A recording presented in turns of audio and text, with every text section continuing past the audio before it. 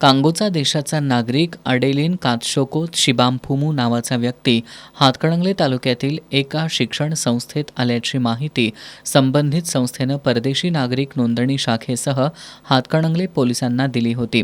त्यानंतर FRO शाखेनं त्याच्या पासपोर्ट आणि व्हिसाची तपासणी केली असता त्याच्या व्हिसाची मुदत 7 जानेवारी 2025 रोजीच संपल्याचं निष्पन्न झालं. त्यामुळे तो 8 जानेवारी 2025 पासून भारतात बेकायदेशीर वास्तव्यास असल्याचं स्पष्ट झालं. यानंतर कोल्हापूर पोलिसांनी त्याला ताब्यात घेत त्याला मायदेशी पाठवण्याची प्रक्रिया सुरू केली. दरम्यान देशभरातील पडताळणीत त्याच्या विरोधात बंगळुरूच्या कोथनूर पोलीस ठाण्यातही मुदतबाह्य वास्तव्यासंदर्भात गुन्हा दाखल असल्याचं समोर आलंय. त्यानुसार त्याला मेयो हॉल न्यायालयात हजर करण्यात आलं. न्यायालयानं 4,000 रुपयांचा दंड ठोठावत त्याला डिपोर्ट करण्याचे आदेश दिले.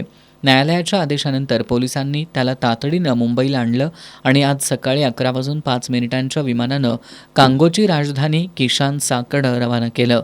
पोलीस अधीक्षक निलोत्पल यांच्या मार्गदर्शनाखाली परदेशी नागरिक नोंदणी शाखा, हातकणंगले पोलीस ठाणे आणि सुरक्षा विभागाच्या संयुक्त पथकानं ही कारवाई यशस्वीपणे पूर्ण केली.